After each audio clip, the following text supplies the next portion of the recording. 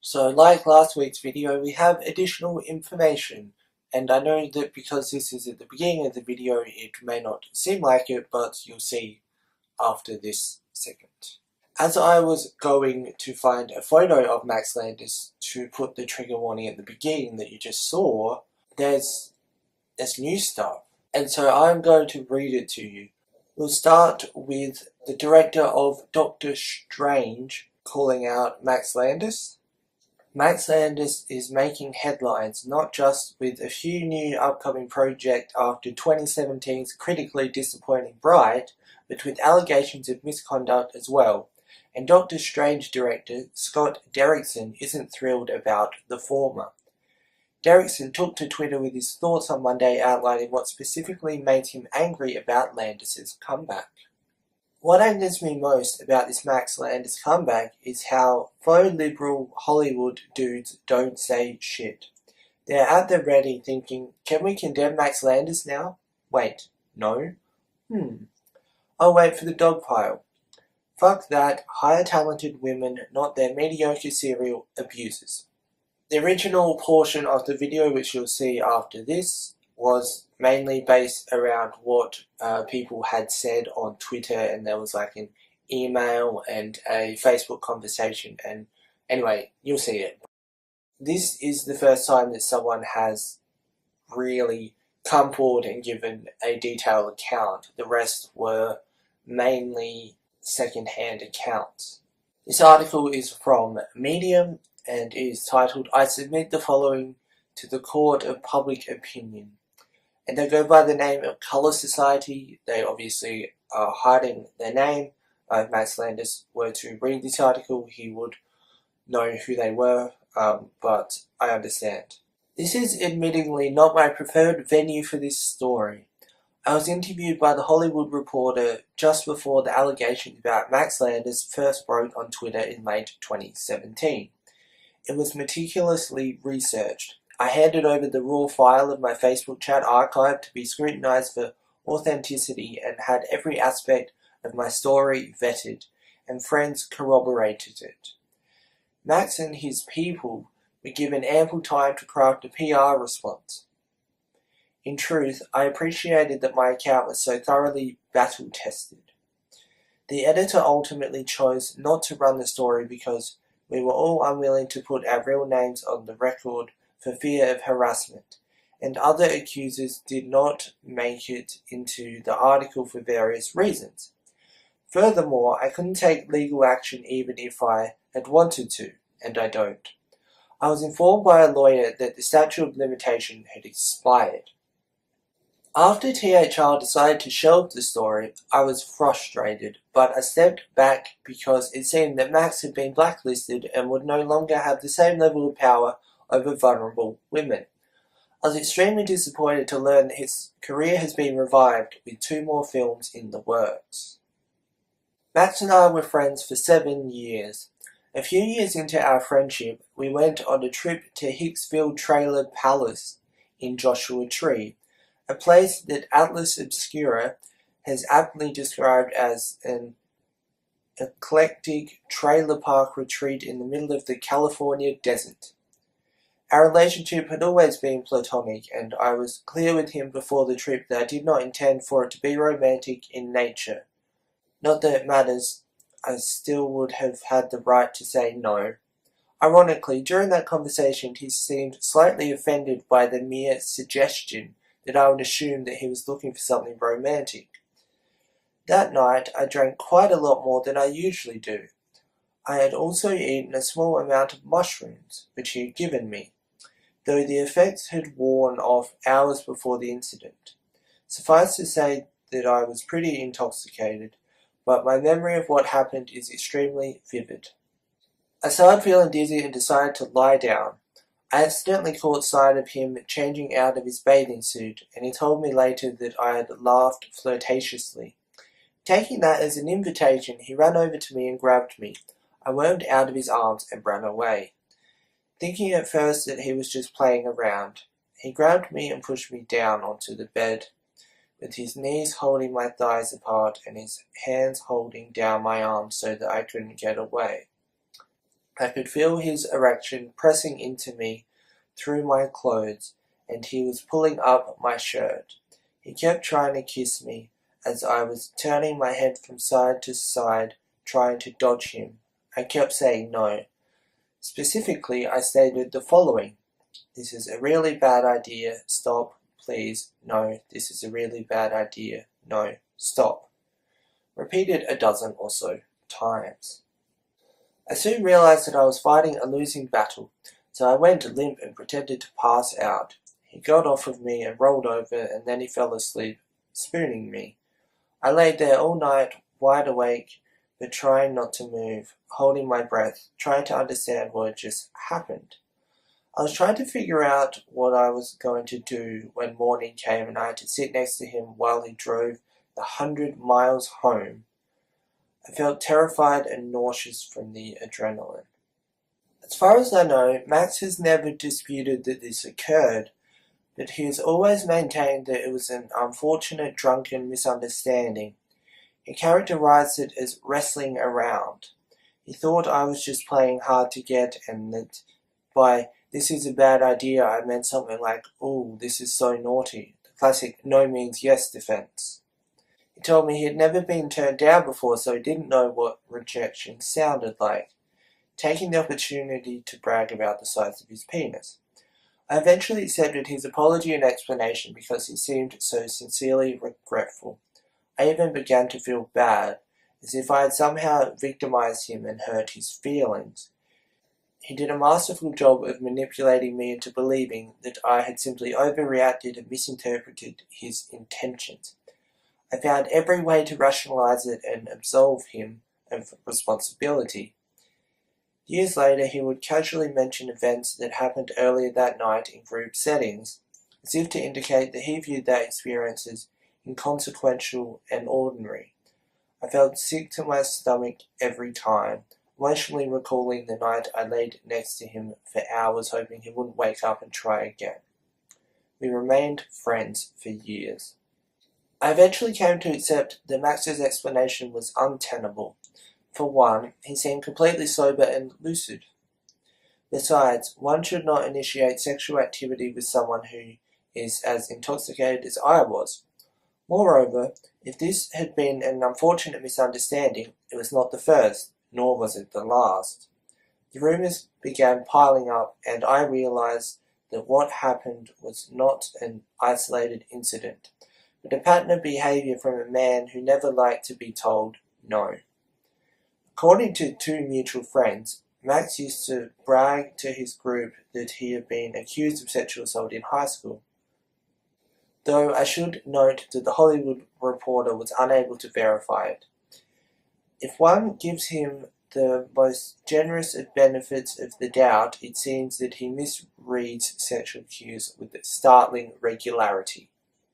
I still question myself sometimes. What if it really was just a misunderstanding? What if I did overreact? What if he really was confused? Maybe I just didn't say no loudly enough. Maybe I wasn't clear. Surely it would have stopped if I had screamed. I'm being overly sensitive. I wasn't even raped. I have to comb back through the memories and mentally list off the factors that made this encounter objectively non-consensual. That I tried to run away, that he had pinned me down to the extent that it bruised my body, and most importantly, that I said no. The fine details of the stories I've heard are eerily familiar. I am certain that the second-hand allegations that were shared publicly in late 2017 were not in reference to me. I was excommunicated from his friend group years ago. In a way, I am in a privileged position. It is easier for me to talk about something that he didn't ultimately take all the way, so to speak, and I have messages that can support my allegation. One thing I realized by getting involved in the public #MeToo story is that the most horrifying accounts rarely surface because the extreme trauma makes it incredibly difficult to speak, amplified many times over when the perpetrator is famous. I can only imagine how many stories like ours have been shelved. Yours truly, the Colour Society Reject. Ladies and gentlemen and non-binary folks of the jury, I enter Exhibit A into the record. These are screenshots of Facebook messages archived from my old account, hence the unusual formatting. Please note that certain elements have been redacted to protect the privacy of another individual. Me. I'm still feeling a little weird about what happened in the desert. Max Landis. Oh, no worries. Feel free. I think the general consensus of my friend and I side of my life is go away from this for a long, long time, maybe forever. I just feel like if me telling one little truth to you was enough for friend to blow up on me, and very drunkenly making half a move on you creeped you out, I should probably just leave you both alone. It doesn't feel like a terribly stable place, but then again, I'm sorry I did that. Half a move wouldn't have been a big deal at all. I didn't try to kiss you, / kiss any part of your body, / touch your privates or boobs. I just sort of wrestled you around, but it was still a boundaries violation. And I know that. We probably just have a different definition of what a move is. Generally, I think of a move as actively trying to begin a sexual activity with someone. Me. I don't know, man. I'm not going to argue with you on the specifics of what happened. Max. That's probably smart. Me. I just want to be honest with you rather than be shitty and avoid it. No, I know. I really feel like I have to stick to my guns on this if I'm not going to have to think about it all the time. I don't know. Was there more you wanted to say to me about it? I feel like you were abundantly clear post in and out. Me. I don't know. I guess all I'll say is, if you look at it from my perspective, I was 100 miles out into the desert. Really fucked up. You've got about 50 pounds on me. You were my only way back home, and I felt your boner on me, and you were pinning me down and pulling up my shirt after I already ran away twice and said no. At a certain point, I accepted that if you really wanted to hurt me, I wouldn't be able to stop it. And I know that wasn't your intention, and that you were just playing around, and that all of that probably did not occur to you. To which Max says, I've got way more than 50 pounds on you, first of all, and I apologize for my boner. Did you, in the moment, really feel like I was going to hurt you? Me. I don't know. I guess I didn't expect anything like that to begin with. Max. Yeah, I got my signals really crossed. With that being said, here is the original video. Sorry we don't have natural light today. I say the difference between having and not having natural light. I prefer natural light for the videos. So today we're going to talk about Max Landis. If you're someone who is not new to this channel, then you most likely know Max Landis for directing Wrestling Isn't Wrestling, of which Britney Sheets / Mars Argo featured in. This video is going to be a bit like the previous video like this, and I am going to be reading some articles and such. And that's mainly what this will consist of. It'll be a collection of information. A close friend of mine is a big fan of Max Landis, and they sent me an article which was entitled Max Landis, Who Has Not Been Missed, Returns. Now, I didn't know what this meant at the time, and so I'm going to read you the article. As with a lot of these things, I like to collect information beforehand, but I don't like to fully read it beforehand. So sometimes I'll cut out a portion of the video because it won't end up being relevant, but I try and find articles that I think are relevant to what I'm talking about so that my reactions to when I'm reading and such are genuine. Max Landis, a C-list screenwriter, director, and producer best known for a string of films that truly bring to life the term straight-to-video, is making an attempted return to filmmaking and public life after a series of sexual misconduct allegations at the end of 2017. Though the accusations on social media were vociferous, Landis has never been criminally charged, and the allegations were never truly reported out. Now he's written a movie featuring Chloe Grace Moretz as a hero fending off a leery all-male crew, as the Hollywood Reporter put it. They do say to write what you know. Landis, son of celebrity filmmaker John Landis, wrote one semi-successful film in 2012, Chronicle. It was first introduced to the readers of Jezebel the following year after it gave an interview to a sex personality named Shelby Sells, in which he mused at length on the kinds of women he didn't respect for wanting to have sex with him. There was also a sideline about dating women of whom he gave, as he put it, crippling social anxiety, self-loathing, body dysmorphia, and an eating disorder. It was not well received and has since been deleted. Landis' career continued in the same horizontal line from that point on, with several flopped films, American Ultra, Victor Frankenstein, and some bizarre Twitter behavior. After director Lexi Alexander wrote that most filmmakers who were not white men from wealthy families wouldn't keep getting lucrative gigs after making so many flops, she blocked him on the site. Landis responded by making and tweeting a bizarre video begging Alexander to talk to him and accusing her of preventing him from defending himself, which many people took to be an attempt to get his followers to similarly harass her. At various times, Landis also complained that the feminist media was mean to him. I've said some really obnoxious or gross things, he said, in a video made for Alexander, but I don't think I've ever said anything sexist, regardless of what a Jezebel article said about me. Hi, Lexi. I'm a big fan of your movies. I like Green Street. I love Punisher Warzone. I saw that you have me blocked on Twitter, and you were tweeting about me a lot. I saw that. I was curious what the story is there. You were tweeting a lot that I'm like a sexist and entitled. That's not really me. So I don't know what. And then you blocked me, so I couldn't respond to it, which seems strange. I mean, it seems like a strange social thing to do, to talk about someone and then prevent them from defending themselves, especially from someone, who I listen to your How Did This Get Made? I'm a fan of yours. There's any number of other achingly stupid Landis-involved feuds that we'll not rehash, along with the surprisingly positive Vulture profile. Things came to a head, however, in December 2017, when Netflix was promoting the Landis-penned, very expensive fantasy film Bright, which was, by all accounts, extremely bad. In quick succession, many people in the film world began accusing Landis, either in veiled terms or directly, of sexual harassment and assault.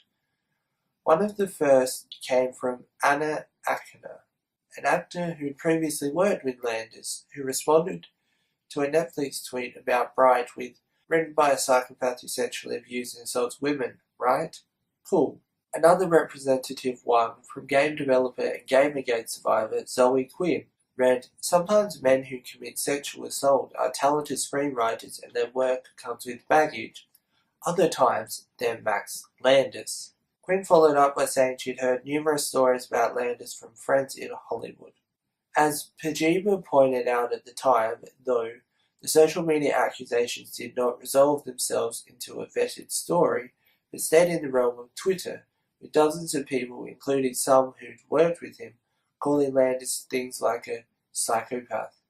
Pajiba's Tori Preston wrote that she tried to get more detail on the rumors she was hearing, but found that virtually no one was ready to talk in a more public way. "I heard about behaviors ranging from alleged public groping to alleged true horror stories, and even though they were off the record, the stories shared a lot of similarities. But the women in question often weren't ready to talk to me directly. They certainly weren't ready to share their pain with the internet masses." Still though, they seemed to hit a nerve. Landis went radio silent for a fairly long time, deleting his Twitter account and seemingly doing very little on the professional front. Landis had reportedly been writing a remake to American Werewolf in London, a project which also seems indefinitely stalled. Until now, that is. As the Daily Beast put it, Landis has chosen to make his Me Too comeback, a phrase more revealing than perhaps it is meant to be, with the Moretz-led Shadow in the Cloud, directed by Rosemary Lang. He's also written the sci-fi thriller Deeper, which Idris Elba is reportedly in talks to star in. Everything old is new again, and every man who went away for a reason is returning. Anna Akana responded with a tweet calling Landis a serial sexual abuser, adding, "This attempt to come back with the bullshit feminism movie is insulting." Before we go on, there's a couple of things I just want to quickly talk about, and the first one is Anna Akana. As was stated in that article, she posted about Max Landis' new film and basically said that this attempt to come back with a bullshit feminism movie is insulting. This doesn't exactly mean anything, but there is in fact an unlisted 34-minute interview of a podcast that herself and another person did with Max Landis. And now Landis' best friend will also be referred to later in the video. He hasn't been accused of anything, it's just to tie in some stuff. This interview was uploaded shortly after Wrestling Isn't Wrestling, of which she was in. Although she doesn't seem uncomfortable in his presence, there's nothing to say that she knew about it at the time, as these allegations came out in 2017.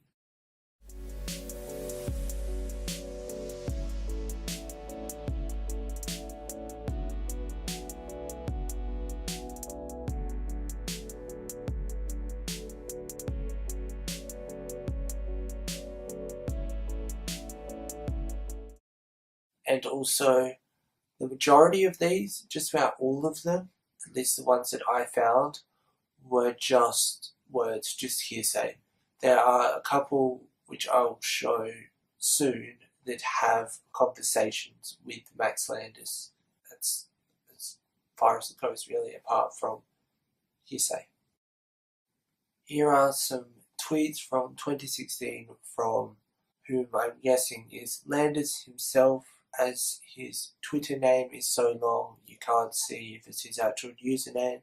It's a verified user and it is his picture, but anyway. He writes and he says, "I talked to my female friends. I was shocked to hear so many unsettling stories. But then I looked back at my own life and realized I had at times been the man in some of these stories. Not in a big, obvious rape way, but taking women's sexuality for granted in little ways. It was fascinating." This at the time was even reported by Philip DeFranco, and here's a little bit of that video. Just last night, Anna Akana, prominent YouTuber, came out against Max Landis. Max Landis, of course, a big Hollywood writer. His movie Bright just came out. Last night, in response to a tweet from Netflix about the movie Bright, Anna Akana wrote, "Written by a psychopath who sexually abuses and assaults women," right? Cool. And the reference there was obvious because Max Landis wrote Bright. I've reached out to Akana and Landis for further comments, so as of right now, this is a developing story that we'll update soon. Other than those tweets that I read from Max Landis, I don't believe that he has publicly addressed any of these allegations. So this article comes from the previously mentioned Pajiba. On October 19th, 2017, we received an anonymous tip. The email alleged that Max Landis serially abuses women, including sexual assault, and that he threatens, bribes, plays victim, pretends to be reformed, does whatever, works to keep them quiet, and then does it again. The tipster claimed to have witnessed Max's behavior and provided a few names to reach out to for first-hand accounts. I volunteered to do some digging. Now we know that we're not the only outlet to receive this tip. The main reason why I wanted to bring up this Pajiba article is because of the series of tweets that are available in this article about him, which is, I think, the largest collection I could find. So, Ali Goertz I don't know how to pronounce her last name, so sorry if I completely butchered that. She said, I can't imagine who is more scared in a post-Weinstein world than a famous director's son. Jake Weisman said, definitely watch that big Netflix movie coming out, written by that fucking psychopath who is one of the worst people alive. Someone replied and said, Jake, I have entirely 100% no idea of whom you're talking about, but I just hope he doesn't have a powerful father in Hollywood who's covered up for the fucked up shit he's done. To which someone else replied, Siobhan Thompson replied and said, I don't know who you mean, but if that's true, I bet I have several friends who have been sexually assaulted by him. I'll continue to read relevant parts of this Pajuba article. All of it is technically relevant. There'll be a link to it in the description along with the other articles and such that I read and speak of, but I just kind of want to get to the point of what I'm talking about. And this one in particular I have already read, but in the context of the others, I think I should reread it. And then things came to a head when actress Anna Akana, who starred in Wrestling Isn't Wrestling, which was written and directed by Landis, tweeted this in response to a promotional tweet from Netflix about their new Landis film, Bright, the one with the fairies and orcs and Will Smith. Written by a psychopath who sexually abused and assaults women, right? Cool. That tweet in many ways was the dam-breaking moment for Max Landis rumors. Only it wasn't an article filled with multiple accounts, vetted and sourced. It was a social media mention that led to many, many others, none of which at this time appeared to include any first-hand accounts of sexual harassment or assault. The tweets are really divided into two categories: second-hand accounts written by someone who says they know a person he is allegedly assaulted, and first-hand accounts alleging his more generalized asshole tendencies. And that's something I want to try and convey in this video, is that I've already stated, but all of these are just words as of now. There's two photos, I think, coming up with tweets that have, I think there's an email and a Facebook conversation with Max Landis. But apart from that, all of these are just words. That doesn't mean they're wrong. It just means that there isn't, I suppose, public evidence in the form of a photo or anything to really back that up, if that makes sense. I hope that makes sense. I'm not trying to discredit anyone at all. Lexi Alexander said, Max Landis still thinks I blocked him because I didn't like what he said about a movie. I had blocked him for months before then because of a DM I received from a young actress who was harassed by him. I gave her my word that I would keep it confidential, which was challenging. Secret Gamer Girl tweeted and said, Max Landis is rampant enough of an active threat to women that multiple friends of mine have personal stories of abuse to share about him, and I am not one of those people who has any friends in the entertainment industry to hear gossip from about these sorts of people. She also replied to a tweet and said, I'm not in the habit of asking for finer details when friends confide in me about these things, but my understanding is that it goes for the whole casting couch sort of coercion, coupled with long-term stalking in publicly visible fashion, at the least. Molly tweeted and said, when my ex brutally assaulted me, Max Landis told our social group that I was a crazy liar. He dismantled my support system and victim blamed me. I know women he has assaulted. I don't doubt the allegations for a second. And then she backs that up with, here's an email from Max Landis attempting to defend why he told everyone I was lying about being assaulted. The garbled post were my ex with the phone after I managed to escape him beating me, leaving all my things behind. And because she has posted this, we are going to read it. It says, so first of all, Brian sounds very bad and I'm glad he's out of your life. I should explain my interaction with him a little further. The night of the assault, I believe, there was a string of posts made to your Facebook. They sounded like your usual digi-pros, but were nearly incoherently garbled, as though the poster was very drunk. In these, you appeared to rail against Brian, justify cheating on him, among other things. These were then deleted, and subsequent posts portraying yourself as the wholly blamelessly victim of an assault seemed, for lack of a better adjective, extremely suspicious. This coloured my interactions with Brian and idea of you. You tend to overshare online, in my experience, so you drunkenly betraying a scary manipulation against a hapless Brian felt potentially totally real, and this flavoured everything from that point on. I didn't understand until much later that those posts had been made by Brian, I think, giving everything a very different context. She also posted a Facebook conversation. She said, "Here's a conversation I had with Max Landis days after my ex assaulted me, where Max told me that I choose people who abuse me." And we're going to read them as well. He says, "You should just go offline and spend time in person with real friends and get lots of sleep." She says, "I am leaving the city because my ex is out on bail and my life is in danger." To which he replies, "I used to rely on Facebook for support when I was unstable, but it's too wild and full a ride, and I got addicted to it." She said, "I'm going to a safe house in the middle of nowhere. I'm taking my dog and books and my Nintendo DS. I'm not going to have friends there." He said, "This is just noise to me. I'm sorry." And she said, "Okay." To which he said, "And also, I'm not sure if you can hear this, but when I said there's something wrong with your selection process, I'm not condoning whatever bad things have happened to you, but I'm saying that there does seem to be a pattern, and I hope you're learning before something more permanent happens."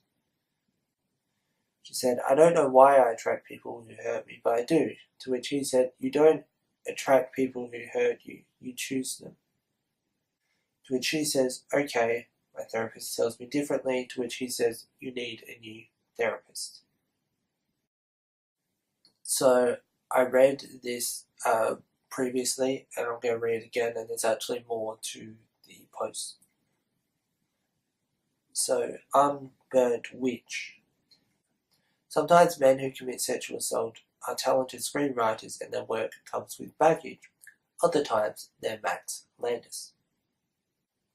To which she replied and said, "I hope each one of his teeth break individually." And then also said, "My last encounter with him was watching him tell my friend on the night before. My last encounter with him was watching him tell my friend the night that her ex beat her up that since she's gotten abused before, she should figure out what she's doing to cause all that drama for herself and not reach out to friends about it on social media."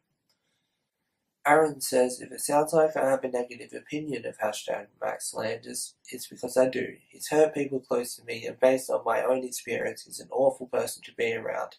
Karma's a bitch." Ross O'Donovan said, "My only interaction with Max Landis is that he came to a party at our house once in a limo and slammed the door behind him full strength and posed like we were supposed to give a shit he had arrived. I just wanted him to leave more than anything." Sarah says, "Oh, P.S. All this Max Landis chatter? At one of my jobs with someone you love, Max was never invited but always showed up to our shit to say terrible things to the women you'll love. It would ruin her night." At Athena Hollows says, "Stop supporting fuckboys like Max Landis. It's been an open secret for years. It's been an open secret for years. He sexually assaults and preys on women. It's also been known for years he's an absolute fucking creep. Not quietly a creep, fucking essays on women creep." T. Alexander also said, "Love these articles about Max Landis that state how I attacked him, but say nothing about the weird stalker video he posted about me. How about the time he lost his marbles when he fanboyed out over YouTuber Harris Bomber Guy and didn't get the response he wanted as fast as he wanted, so he posted a fake screenplay about the experience." That is obviously not a sexual assault allegation. It's just more about him. And also, someone around that time was trying to edit Wikipedia to put like references for the like allegations and such, and Wikipedia was just rejecting it.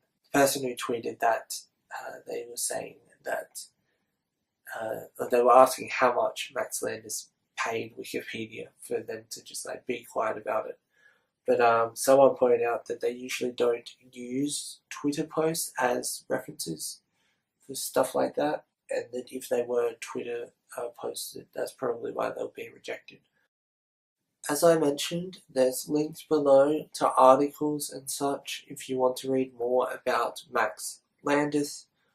Also, don't forget the time that he spoke out about Mars/Britney, which I think was very insightful to a lot of us at the time because the lawsuit hadn't come out. If you do not know what I'm talking about, a musician by the name of Mars Argo, that's her stage name, she came out with a lawsuit last year against her former boyfriend, Max Landis. I think a year or two, maybe a few years before that, I'd say after they worked together on Wrestling Isn't Wrestling, came out and spoke a little bit about it, and I think that gave the Mars Argo community a bit more insight into what was going on from what I remember. And I know that these allegations are from 2017, but I hadn't heard about them until my close friend sent me the article, and that's why I wanted to make this video. This is like my second one in a week. I guess I want to bring it to your attention. As I said, all the relevant links will be below. Check them out if you want to know more about what people have said. As I said, Landis, as far as I know, hasn't publicly responded. He's just come back with movies. His Twitter account, I think, is currently still gone, but he is on Instagram, I know that. Thanks for watching. I guess I shall leave you with this. Max Landis. If wrestling isn't wrestling, then what is this?